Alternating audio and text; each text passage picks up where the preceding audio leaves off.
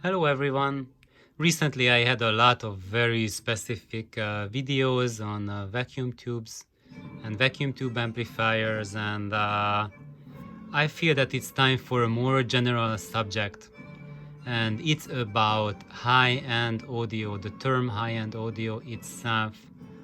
And what you're going to hear, this is my experience, my opinion. Please do not quote me as an encyclopedia on this matter. And of course, this is a general advice for everyone that whatever you hear on the internet, it's not the gospel, it is someone's opinion. So whenever someone defines something, you're hearing that person's opinion. If you want to know an exact definition for something, then you need to go and look for a dictionary or a thesaurus or some official printed source, and not alternative or explained facts. So why am I doing this? And it's because high-end audio today means something very different than what it has meant 10-15 years ago. And it's really been bugging me to a certain aspect. And so when you look at it, high-end audio, what today we call high-end, 10-20 years ago we just used to call that audiophile gear. So any kind of audiophile gear that we would call audiophile, like for example entry-level NAD amplifiers, or introductory or mid-level Rota stuff, or even like high-end Jadi, everything was called audiophile gear, and only the cream of that, only the top level was called high-end audio. However, this changed quite a bit by present day, and that's because we have the review culture on YouTube, and this review culture tends to call everything that's audiophile as high-end, and that's because you are much more interested to see a review on a high-end product than on an introductory level audiophile product. So if you take a basic shit money, for example, which is a perfect product, there's nothing wrong with that. But if the reviewer is calling it as high-end, he's going to get 10 or 100 times more hits compared to labeling it as introductory level audiophile. No one wants to know about introductory level stuff. And they want to know about they want to know about high-end stuff. So like a $300 high-end component is much more interesting than a $300 introductory level audiophile component. So basically, as a result, we have seen the inflation of the term high-end audio. So basically today, high-end means anything audiophile, including introductory level. Because I remember back 20 years ago, like a basic NAD amplifier or a basic Bauer Wilkins amp or speaker, sorry, they weren't even called audiophile, they were called entry level, which is like semi-audiophile. Now that category today is now lumped under as high-end audio. It's kind of like a joke, but that's what happens, and we just need to be aware of it. So what used to be called as high-end audio back in the time when they coined the term, when they used the term as it was, today it is called ultra high-end. And let's look into it. So what is the difference between non-audiophile, audiophile, and high-end or ultra high-end? So the basis is consumer grade products. So with consumer grade stuff, you get a sound that if we would translate it into an image, would be like seeing a blurred, overexposed image of something. You can guess that it's potatoes. Yeah, it's pretty good. And when you go into an entry-level audiophile product, you see the same amount of potatoes, but much better black level. You can clearly identify how many you see, that it's really potatoes, and you don't have to imagine or use your imagination that, yeah, we are seeing potatoes. And when you go to high-end audio, what we call today as high-end, but it's really intermediate level audiophile equipment, then you get the same potatoes but in a much greater variety, much greater numbers.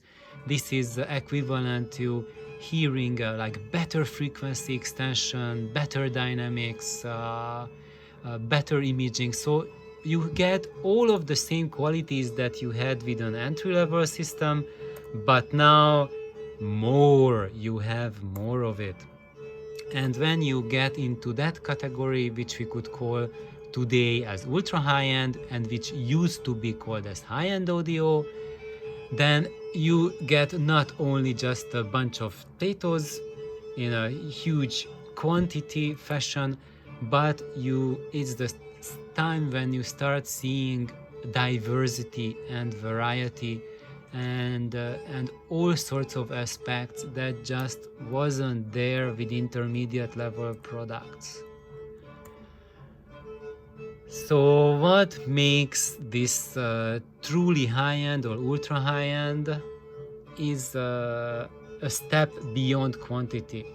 So when the equipment does not focus on getting more and more and more and more, so you are not in this vicious cycle of just appeasing your hunger, but when you get quality, when you have refined sound, when you see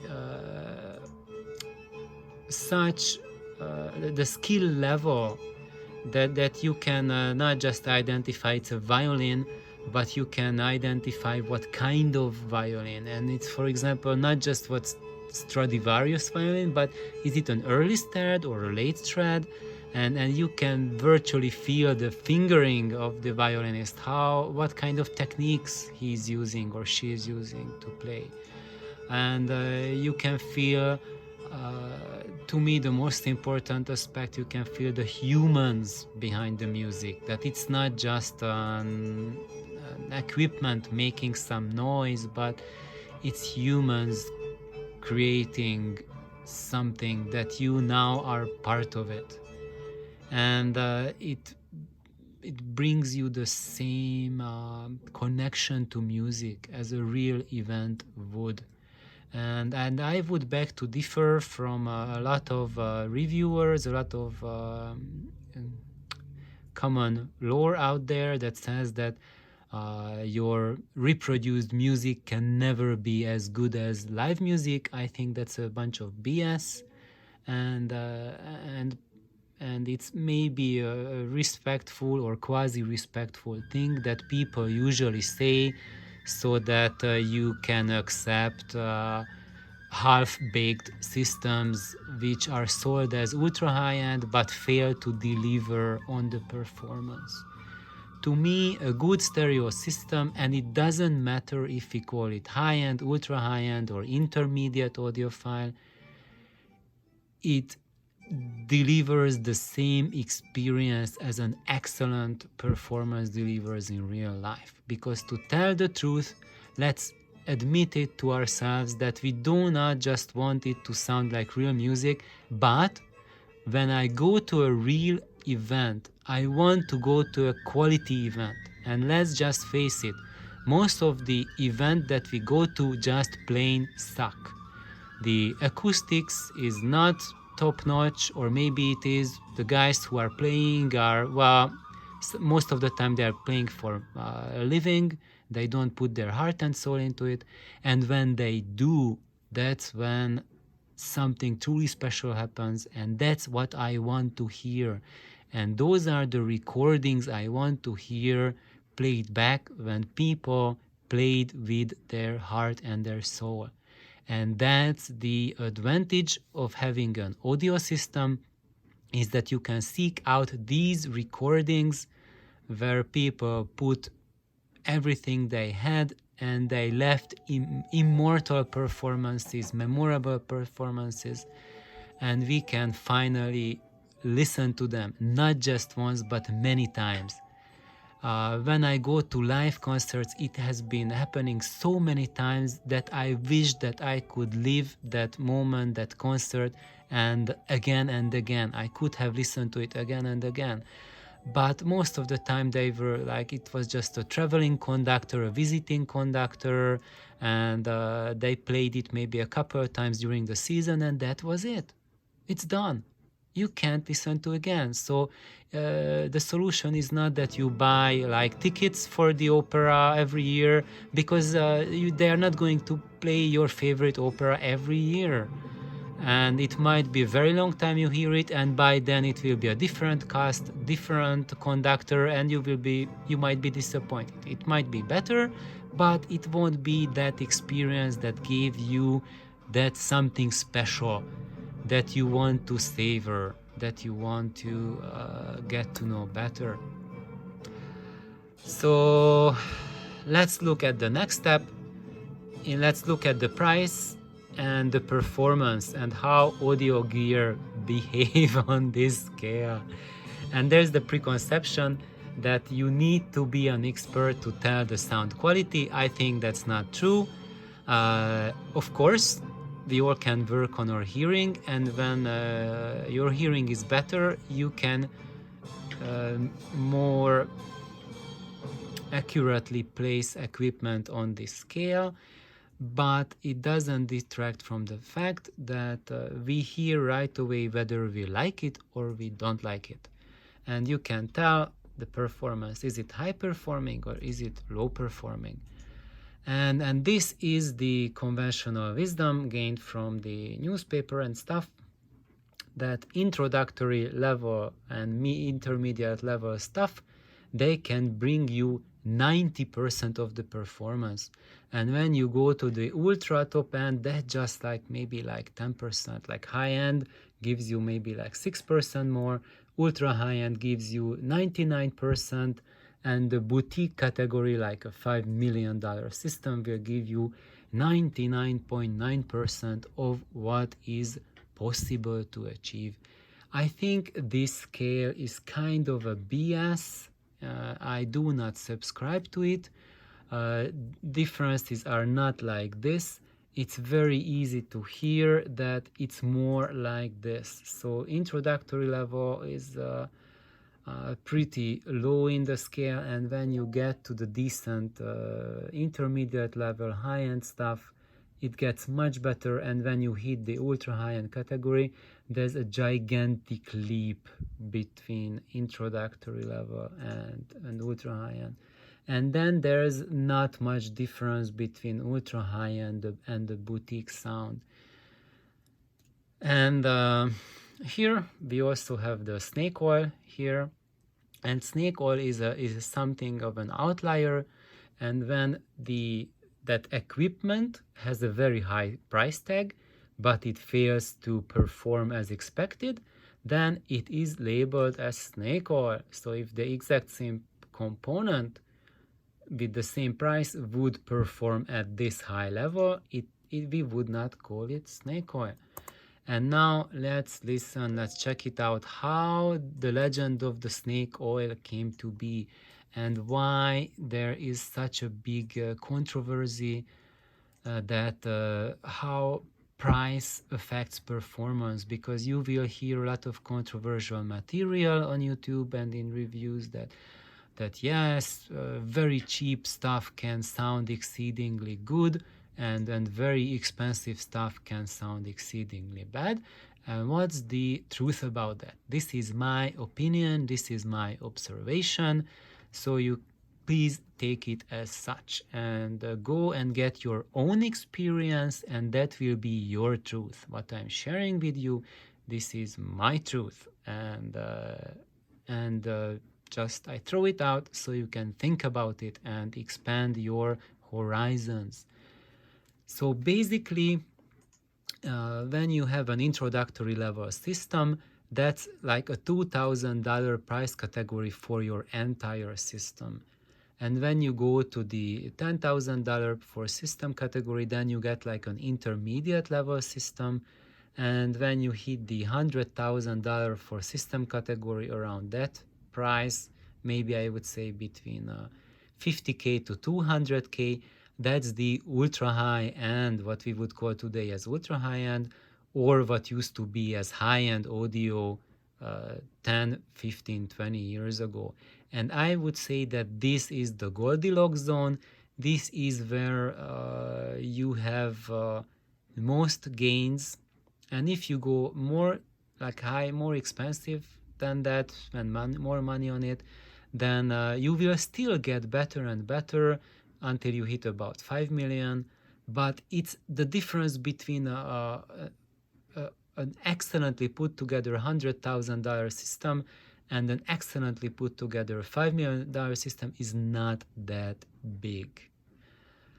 However, here we have two lines for the same price performance curve, and you see that the lower curve really falls off, and here for 5 million it means that you can use basically the same system that you are here, the same components, but if you have no clue how to put it together using the same stuff, you will get this performance. So basically, if you just read a bunch of reviews and get the highest reviewed products, connect them all together, this is the performance level you are going to get, which competes pretty well with a system that you could put together for maybe $5,000, like 1,000 times less of a price. You will get the same amount of satisfaction from them, from an expertly put together 5K system or the most money can buy but was put together cluelessly. So basic, and then when there's a system like that which underwhelms, which underperforms, that's what we tend to call as snake oil products. However, the problem with that is that it's not the product that's snake oil, but there's a clueless person who put it together, who doesn't know anything about equipment synergy and who just has this review mentality. And unfortunately, a lot of reviewers commit this error too, that they just use a reference system and they plop in components, and they are astounded to see that that component really underperforms. It's because we cannot look at components as separate things. They are like ingredients of a dish, and you cannot just get like a French cuisine recipe, take out a random element and throw it into an Indian curry.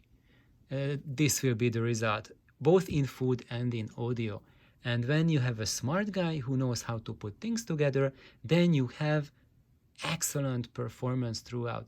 So when you see reviews about like whether MIT cables are good, or let's say Audionaut cables or Kimber cables, it's not that one cable is worse than the other.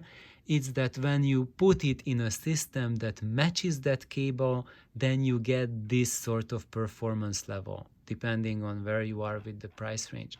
And when you plop it into a different system, so for example, you have a full Audionaut system and you plop in MIT cables, this is the performance you are getting, and you will trash Audionaut. And if you use like full Audionaut system, then that's the curve that you can follow. And there's one more thing which I think is really important for all of us to be aware of, is that for ultra high-end and boutique stuff, but whatever the level, we want to stay just state-of-the-art. What is the best possible to achieve today? There are multiple pathways you can do that. So for example, you can use a solid-state amp with DSP, digital source, high excursion drivers, and when you match it perfectly, you tune it, tweak it to the max, you will have a sound quality and an experience which is a very top experience.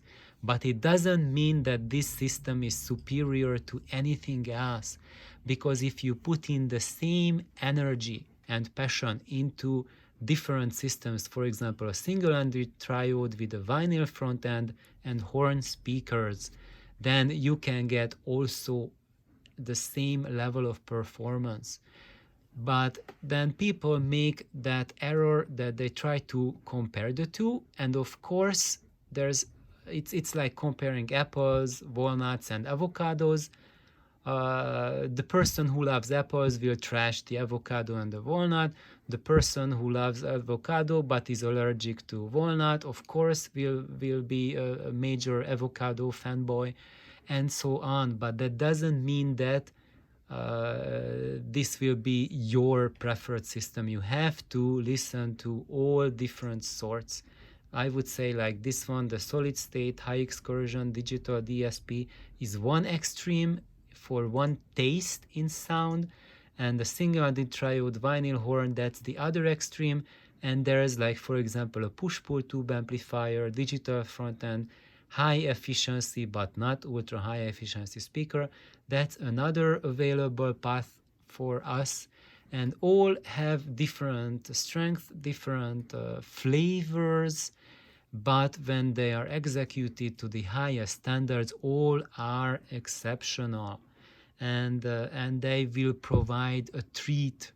So it's always a treat to listen to them. So for example, I have my preferences, and this is my absolute preference. But despite that fact, I love to listen to these as well, and I consider them as a treat to hear it.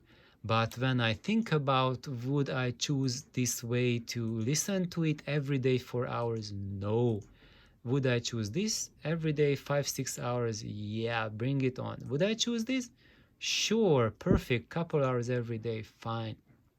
So I would just really encourage everyone to broaden your horizons, and once you hear a certain combination, a certain recipe that is executed to perfection, then do not think that that's the best there is and that's the only path. It just means that you heard this path at a very high level. It doesn't mean that anything else is lesser or worse. It means just that you haven't had that experience yet.